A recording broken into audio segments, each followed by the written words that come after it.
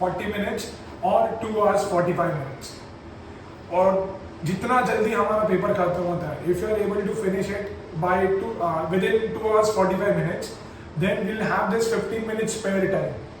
So please remember this. ये सबसे पहला पॉइंट है कि भले पेपर 3 घंटे का है, पॉइंट नंबर 1 कि हमारा पेपर बाय 2 hours 45 मिनट्स खत्म हो जाना चाहिए।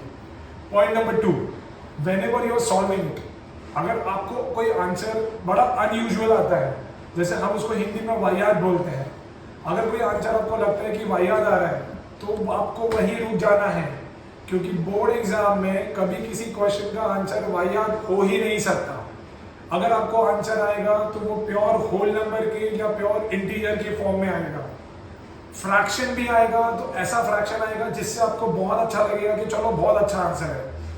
फ्रैक्शन जो अपने को बहुत अच्छा फीलिंग देते हैं वो है 1/2, 3/5, 7/9। इट इज नॉट 11/737 और I'm sorry 11/999 और may be something very unusual. तो whenever you get this kind of answers, stop there and think about it. Recently I came across one girl, I was checking her paper, distance and height का question था, जहाँ पे पूछा था find the height of tower। Height of tower वो बच्ची को आया था 5 मीटर। सो नॉट पॉसिबल, किसी भी टाइम पे कोई भी हालत में टावर का हाइट 5 मीटर आ ही नहीं सकता। तो आपको आपका दिमाग भी खुला रखना है कि मेरे को क्या मिल रहा है, क्या नहीं मिल रहा है, क्या पूछा है और उसका आंसर क्या ये हो सकता है। समझ में आ रहा है? नेक्स्ट जो सबसे इंपॉर्टेंट चीज है कि you have to start writing the paper from section 2। आप सबसे पहले सेक्शन 2 अटेम्प्ट करेंगे, उसके बाद सेक्शन 1 का क्वेश्चन नंबर 3 अटेम्प्ट करेंगे, then question number 2 and in the end सबसे एंड में आप एमसीक्यू अटेम्प्ट करेंगे। क्लियर है? अगर आप ऐसा करते हैं तो उससे आपका लाइफ सिंपल हो जाएगा, क्योंकि आपका पेपर आराम से टाइम पे खत्म हो जाएगा और मे बी टाइम के पहले खत्म हो जाएगा, जिसका हम थोड़ी देर पहले बात कर रहे थे। So this is the best way to attempt any maths paper. Go with section 2 first, go with section B first and then go to section A और सेक्शन 1। ठीक है? तो it has the order has to be section 2, then question number 3, then question number 2 and then question number 1। The MCQ should be very in the very end, सबसे end में आपको करना है।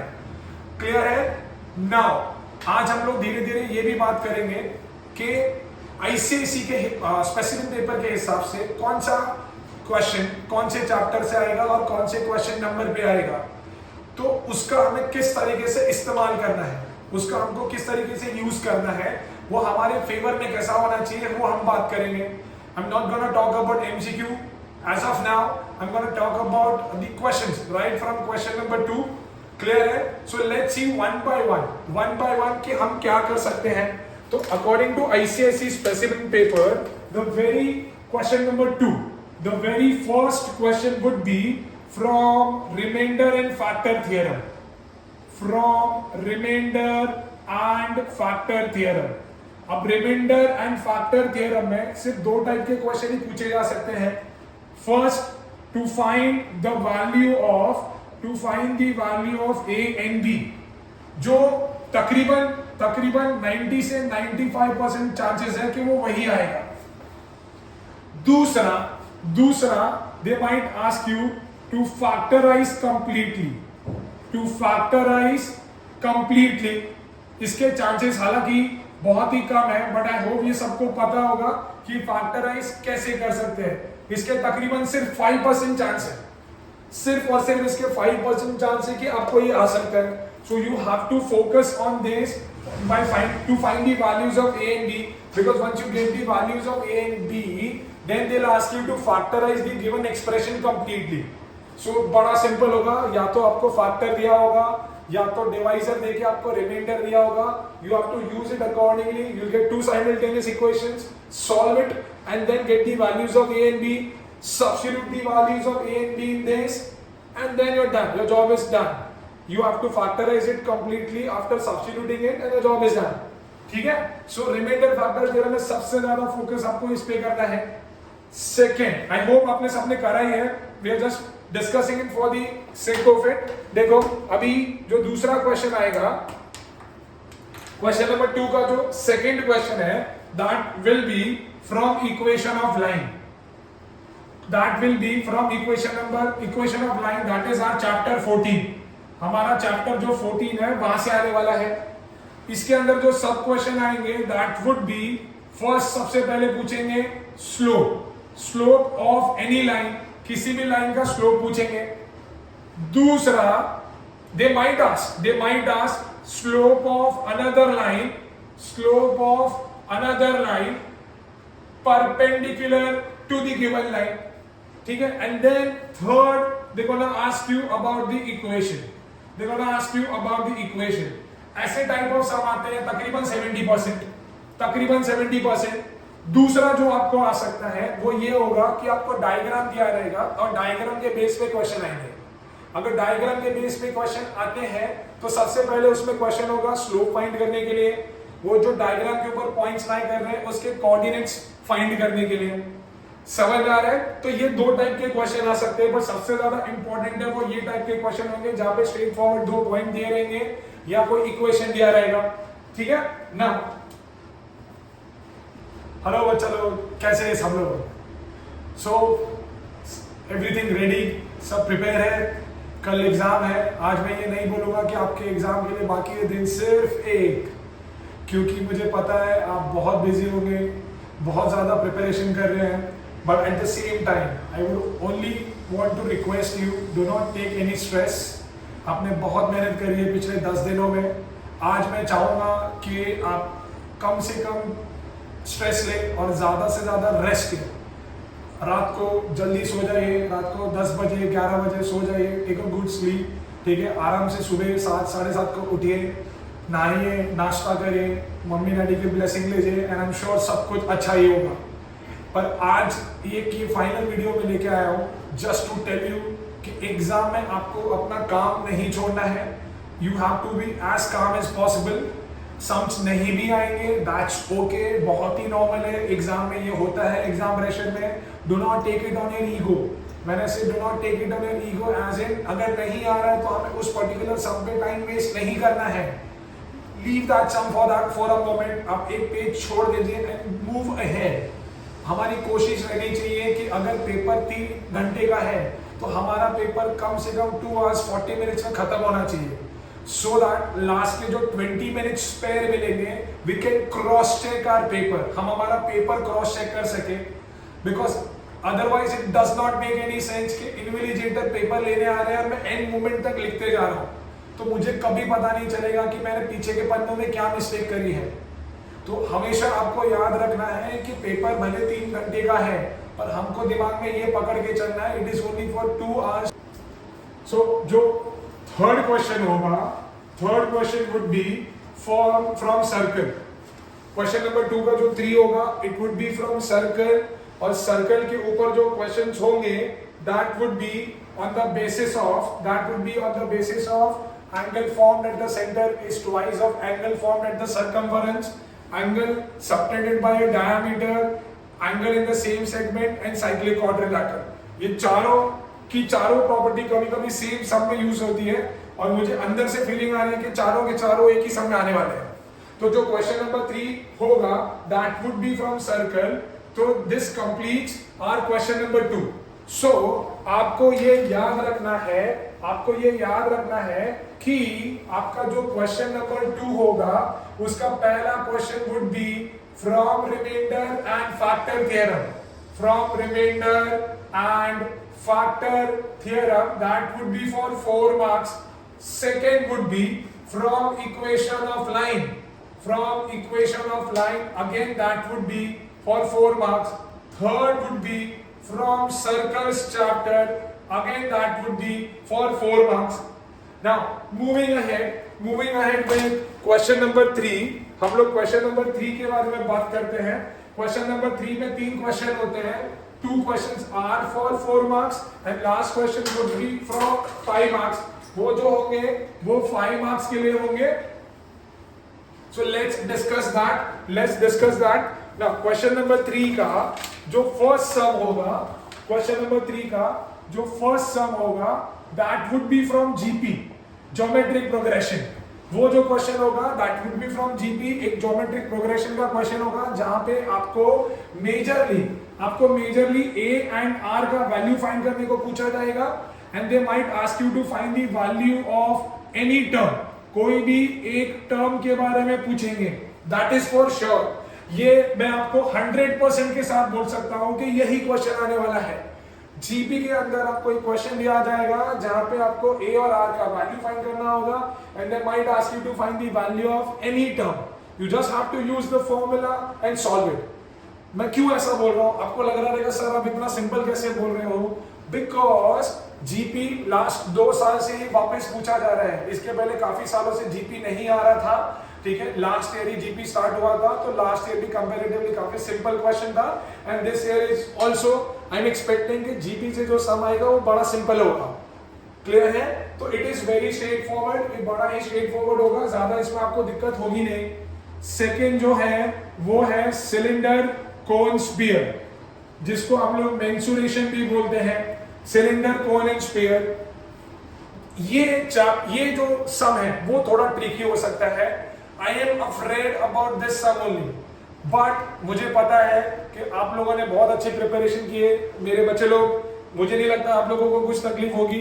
मैं पर्सनली इस चैप्टर से थोड़ा सा दूर रहता हूं, पर दैट्स ओके, वो मेरी सोच है, हम सबकी सोच सेम नहीं होती, ठीक है ना। सिलेंडर कोन एंड स्फीयर के अंदर आजकल वो क्वेश्चन काफी पूछे जा रहे हैं, जैसे कि ये सिलेंडर है, सिलेंडर के अंदर से मैंने ड्रिल करके एक कोन निकाला, एक हेमिस्फीयर निकाला, लाइक दैट। या तो ये आएगा, या तो सिलेंडर है, सिलेंडर के अंदर उन्होंने पानी भर के आपको दिया हुआ है, सिलेंडर के अंदर उन्होंने पानी भर के दिया हुआ है और वो पानी की हाइट जो है that is 4 centimetre below from the top, पानी की जो हाइट है that is 4 centimetre below from the top. ऐसे टाइप का कुछ क्वेश्चन आ सकते हैं। सो या तो वाटर से रिलेटेड क्वेश्चंस आएंगे, या तो कोई शेप सिलेंडर में से स्कूप आउट करके निकाल दिया है, ये 2 टाइप के क्वेश्चन आ सकते हैं। समझ आ रहा है? तो जो सेकंड क्वेश्चन होगा that would be from cylinder cone and sphere for 4 marks. Third जो हम सबका फेवरेट है दैट इज रिफ्लेक्शन। रिफ्लेक्शन से एक क्वेश्चन आने ही वाला है, इट इज फिक्स्ड 5 मार्क के लिए। ये मार्क मैं आपको रिक्वेस्ट करूंगा कि कहीं नहीं जाने चाहिए, ये हमारे जेब के अंदर होने चाहिए, क्योंकि चैप्टर बहुत ही सिंपल है, ठीक है। तो क्वेश्चन नंबर 3 जो होगा वो रिफ्लेक्शन होगा, जिसके अंदर तकरीबन 4 से 5 सब क्वेश्चन होंगे।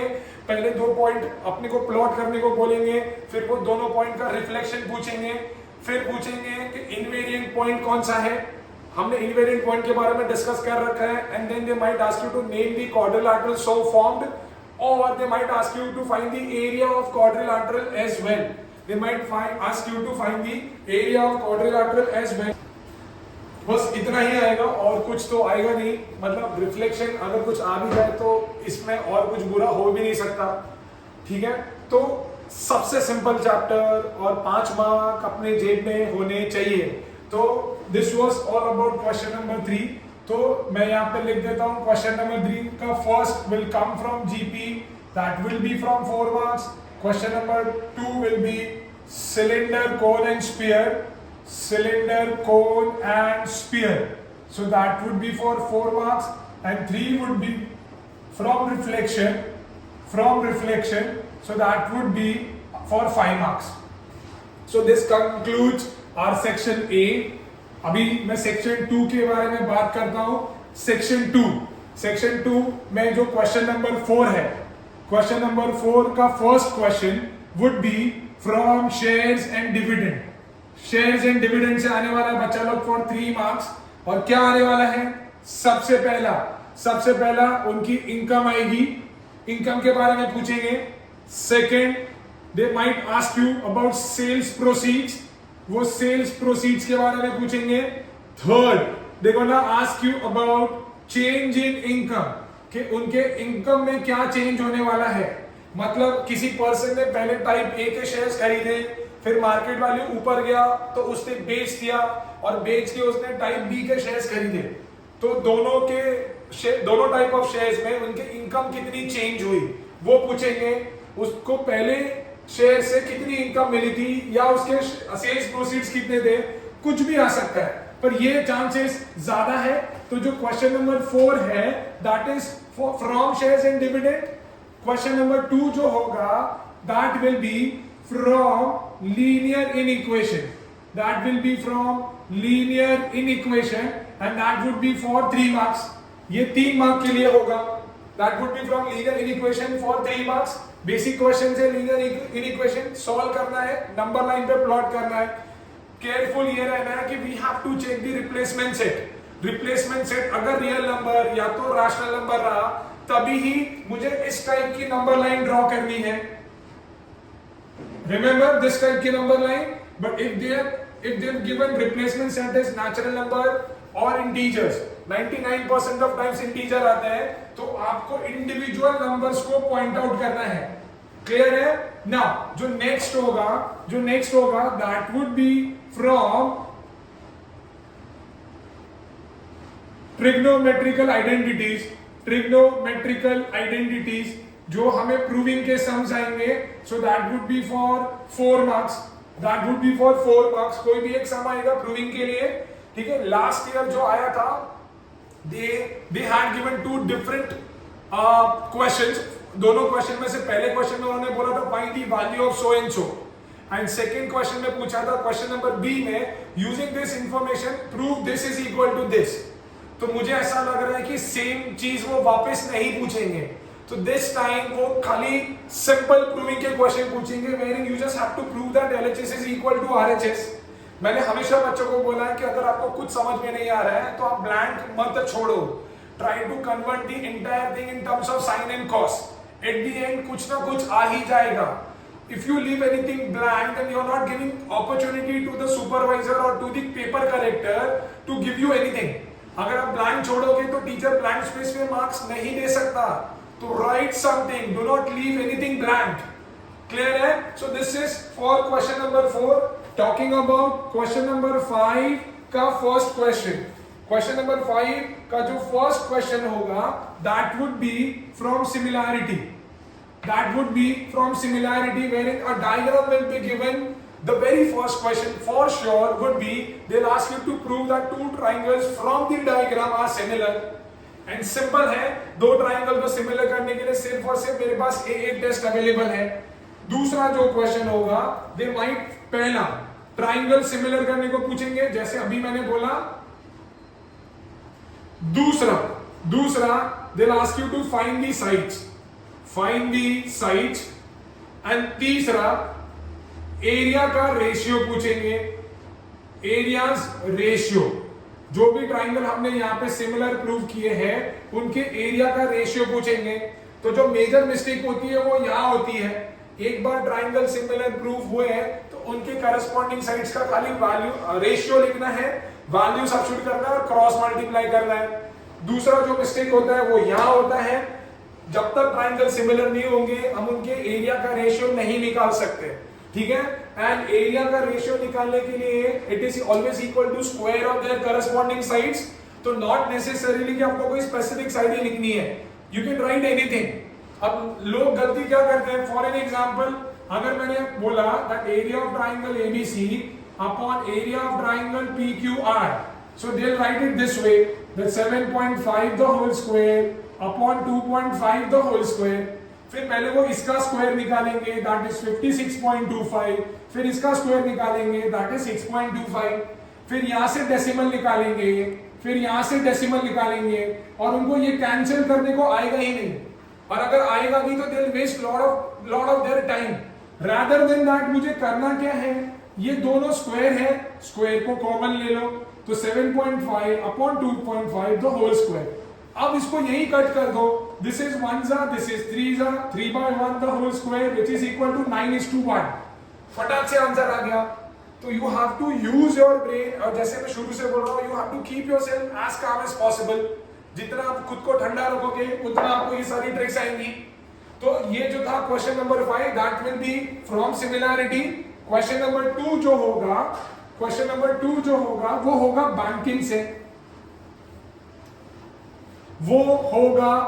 से, तो क्वेश्चन नंबर 5 का 2 will be from banking banking का जैसे मैंने कल के वीडियो में डाला था, बैंकिंग का एक ही फॉर्मूला है, maturity value.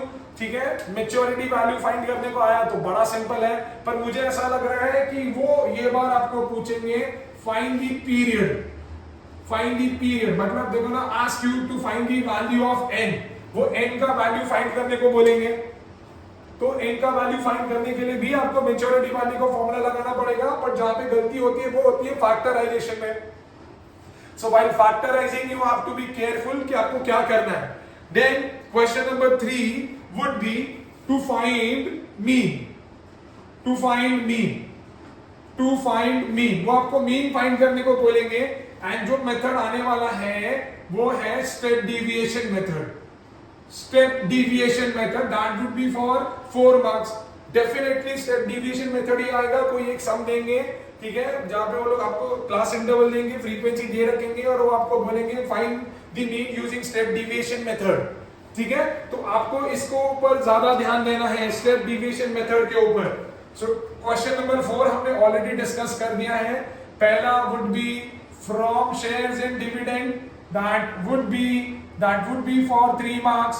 Second would be from linear inequation, from linear inequation, again that would be for 3 marks. Question number 3 would be from trigonometrical identity,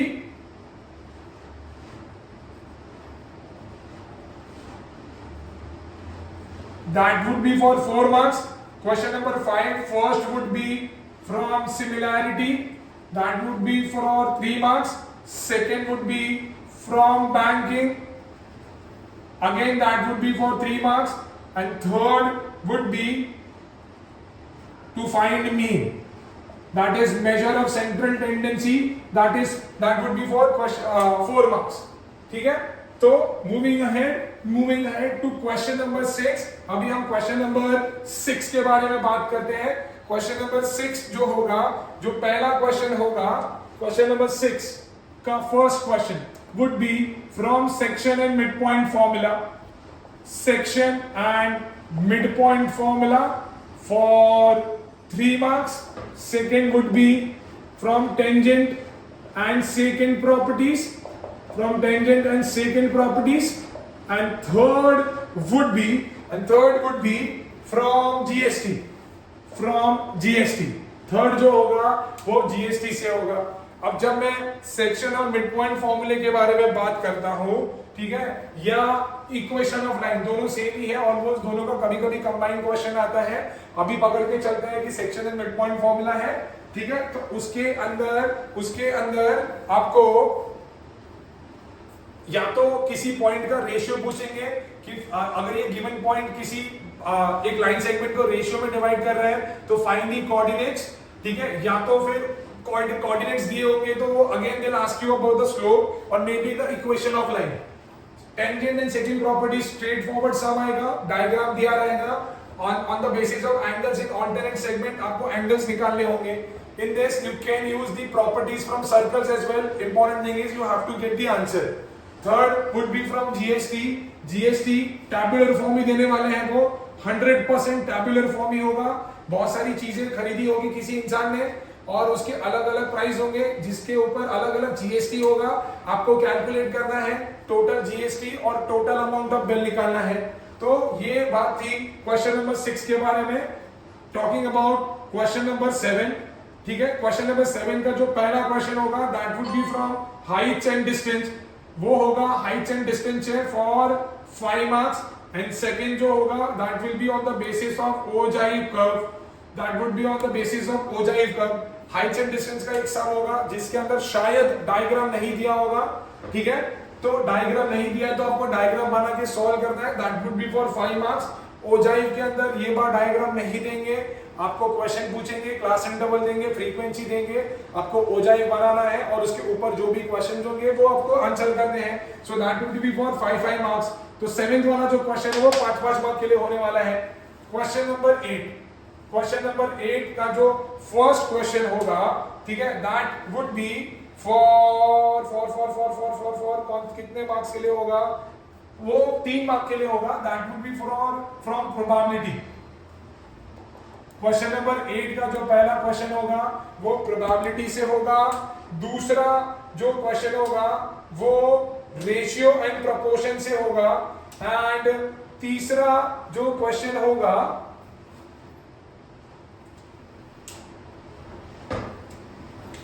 जो दूसरा क्वेश्चन मैंने जैसे बताया, दूसरा जो क्वेश्चन होगा वो प्रोपोर्शन के ऊपर होगा, not the ratio.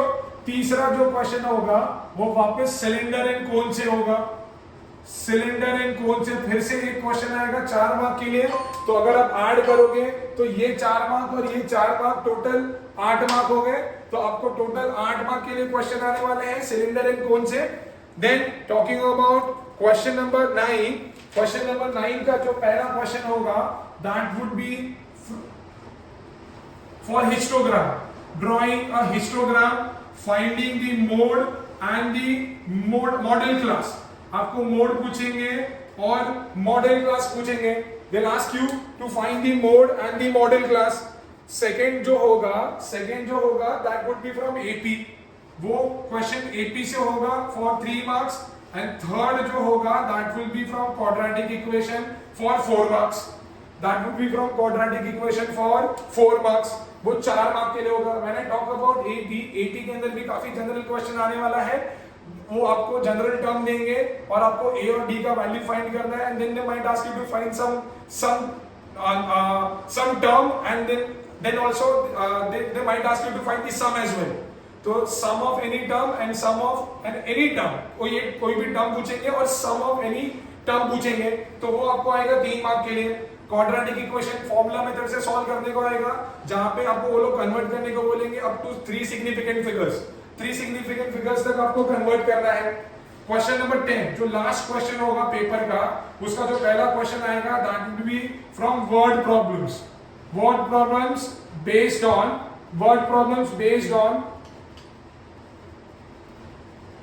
On quadratic equation, that would be for 3 marks. Second जो होगा वो मैट्रिसेस से होगा फॉर 3 मार्क्स, एंड थर्ड जो होगा वो कंस्ट्रक्शन एंड लोकाई से होगा, that would be for 4 marks. So this concludes your paper. ये पेपर का आपका फॉर्मेट रहने वाला है जो मैंने सारा बोर्ड के ऊपर लिखा हुआ है। प्रॉब्लम ये है कि अभी हम करें क्या।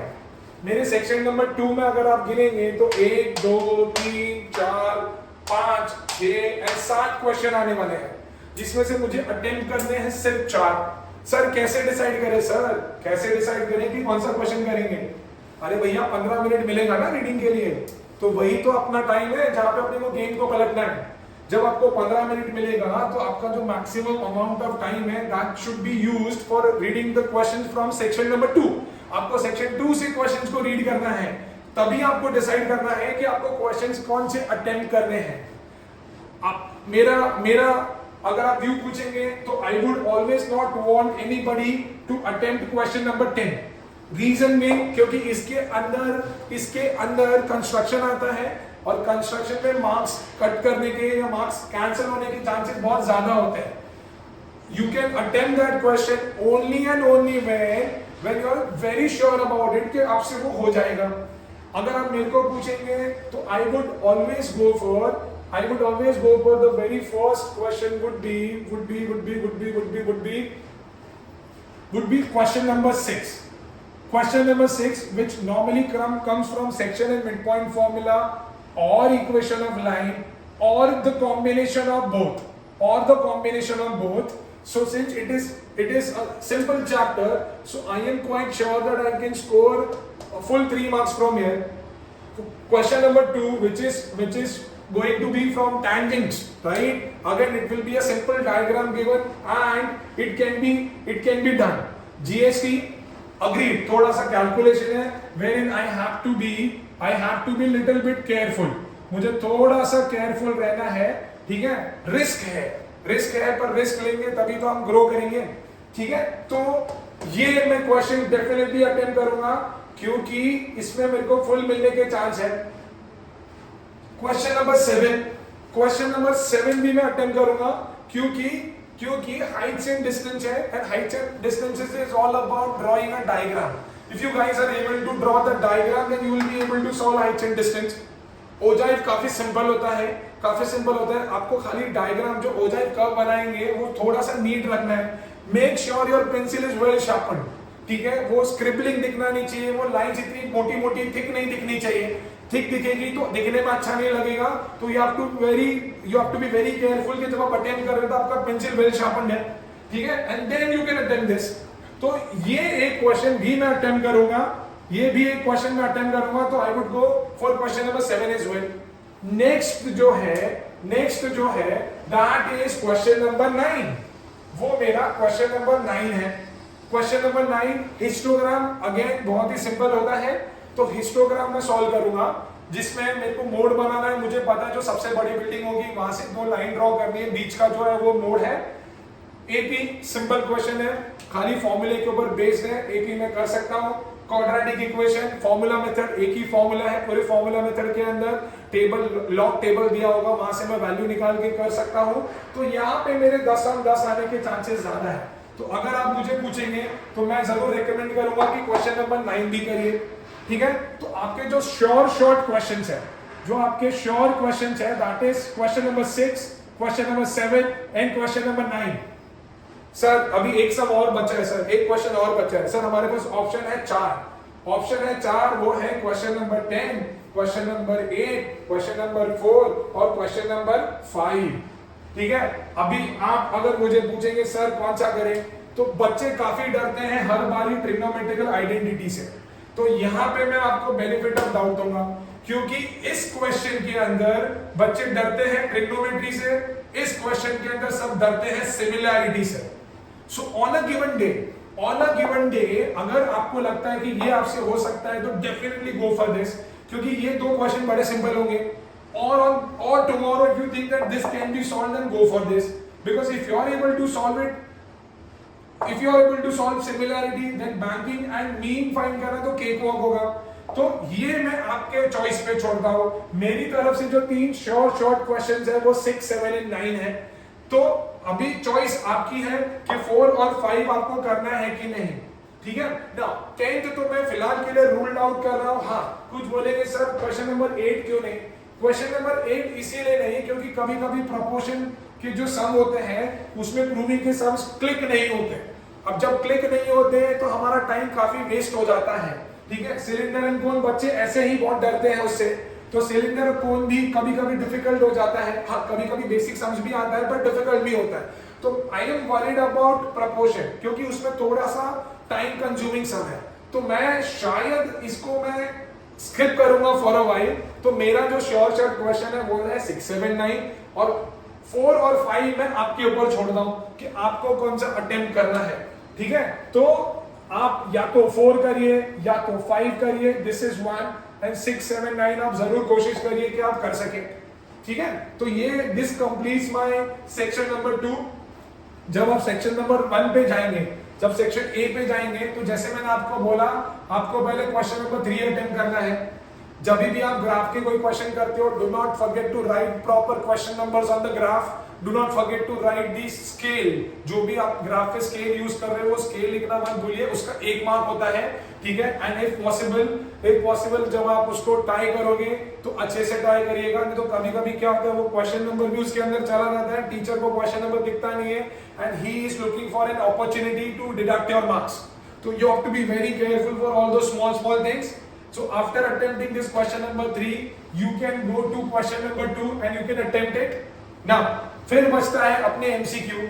MCQ होते हैं 15, ठीक है। तो कभी कभी कुछ सम्स तो ऐसे होते हैं जिसमें मुझे कैलकुलेशन की जरूरत भी नहीं होती। All we have to do is read the sum properly. ऐसा जरूर होगा कि कोई क्वेश्चन शायद अपने को समझ ना आए, so that's okay, वो मेरे साथ भी होता है। तो उस केस में मैं क्या करता हूँ, मैं उसी क्वेश्चन को 4 से 5 बार रीड करता हूँ और एंड में समझ आ ही जाता है। तो ऐसा कभी कुछ होगा ही नहीं जो हम 4 से 5 बार रीड करें और फिर उसको समझ ना सके। तो उस पे आपको बहुत ध्यान देना है। 15 on 15 अगर एमसीक्यू में आपको आ गए तो आपको मैथ्स में 100 और 100 आने ही आने हैं। क्लियर है?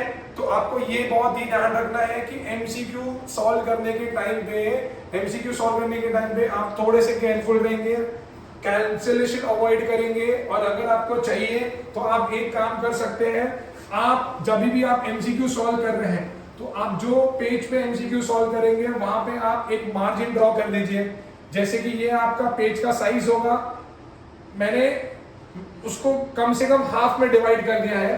अब जो भी मैं एमसीक्यू सॉल्व कर रहा हूँ उसकी कैलकुलेशन में यहाँ पे ही कर रहा हूँ।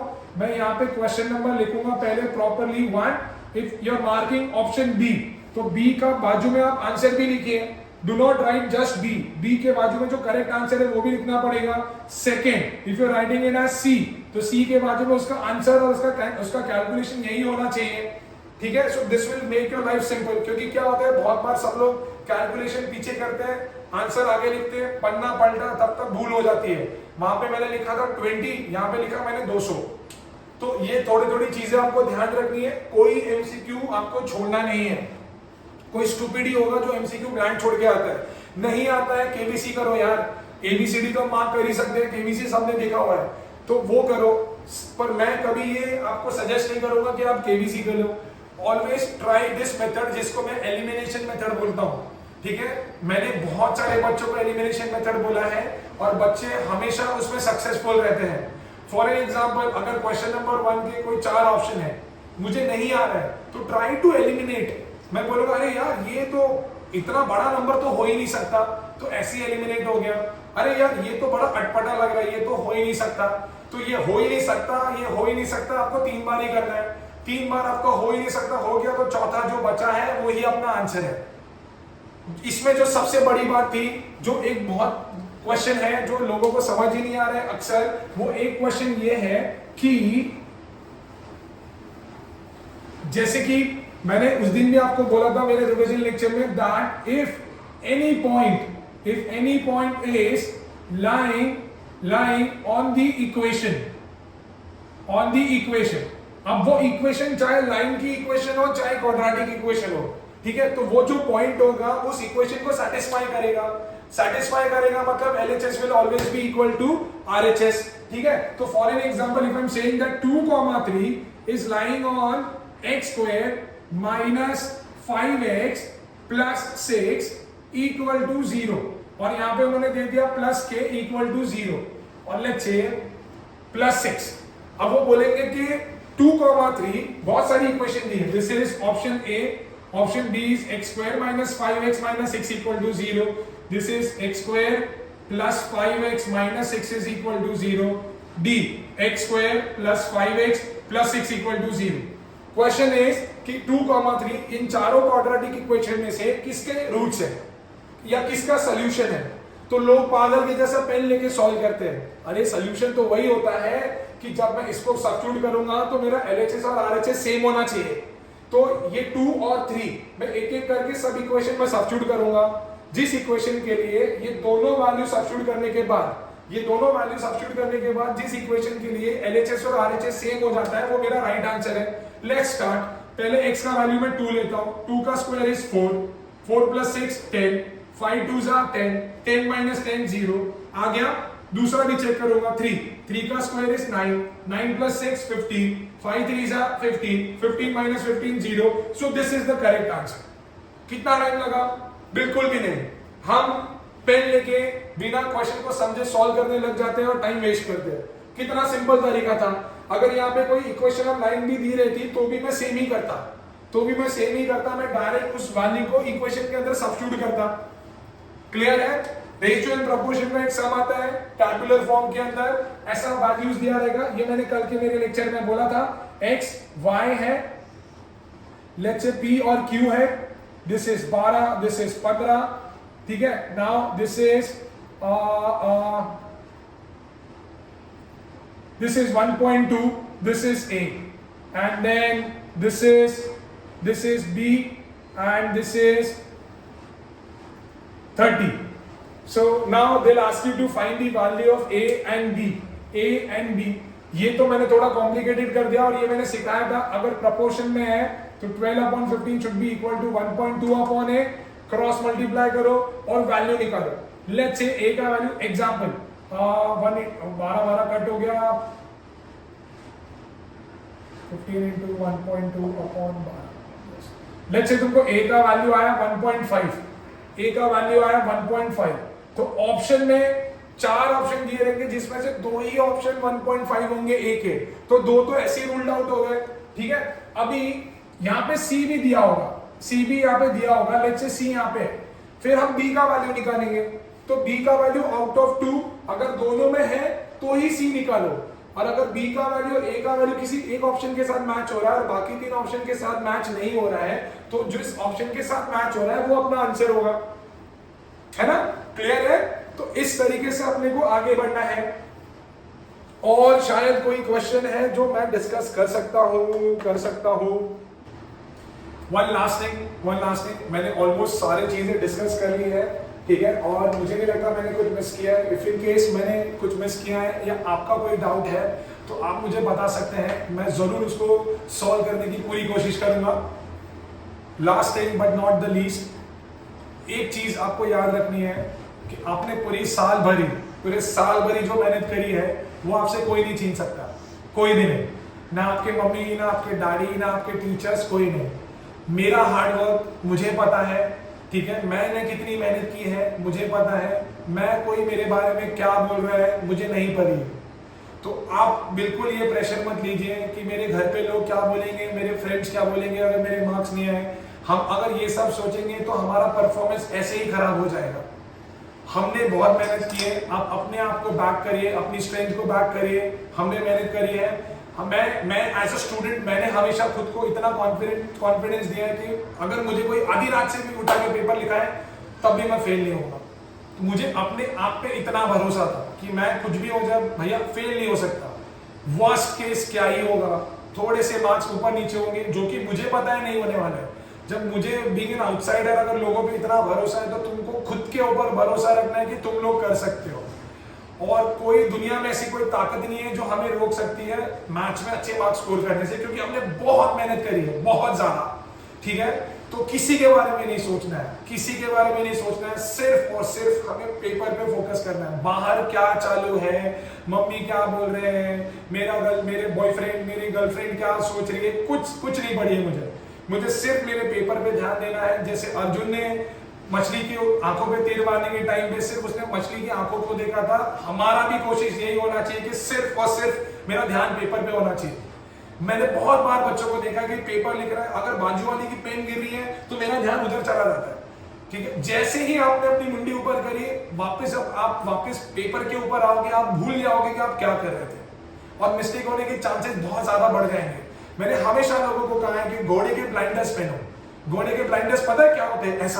ऐसा जब घोड़ा चलता है तो घोड़े को यहाँ पे ऐसा ये ब्लाइंडर्स पहनाए जाते हैं। क्यों पहनाए जाते हैं? ताकि वो आजू बाजू देख ना पाए और वो कहीं किसी को ठोक ना दे। तो इसीलिए उसको पहनाया जाता है कि वो डिस्ट्रैक्ट ना हो और वो सीधा सीधा चलता रहे। इमेजिन करो घोड़ा रेस में भाग रहा है, ब्लाइंडर नहीं पहना है, वो आजू बाजू के घोड़ों को देख रहा है या कोई घोड़ी को देख लिया और वो गिर गया। तो यही होता है डिटर्मिनेशन, यही होता है कॉन्सेंट्रेशन, जो अपने को रखना है। अगर मेरे पास ये सारी चीजें होंगी तो कोई ताकत नहीं होगी जो मुझे स्कोर करने से रोक सके। तो मेरी तरफ से all the very best to you, best of luck, give your best shot, this is what I want, ठीक है। आप अपना बेस्ट करिए, रिजल्ट जो है वो हम बाद में देखेंगे, क्योंकि हमारा प्रोसेस बहुत अच्छा था और मैं हमेशा प्रोसेस का फैन रहा हूं, रिजल्ट का नहीं। अगर आपने प्रोसेस अच्छा किया है, प्रोसेस अच्छे से फॉलो किया, आपने मेहनत करी है, तो रिजल्ट ऑटोमेटिकली फॉलो होगा। So please take a very good care of yourself. आज आप अच्छे से सोइए, जितने आप सोएंगे उतना आपका दिमाग फ्रेश रहेगा, टेंशन मत लीजिए। So that's it from my side. I will be online today may be till 1 o'clock, जो जरूरत नहीं है। अगर आपको कोई भी समय किसी भी टाइप का डाउट है तो आप मुझे कमेंट कर दीजिए, मैं तुरंत आपको रिप्लाई करूंगा और मे be as fast as possible. Till then all the very best and do well, all the best from my side. Thank you so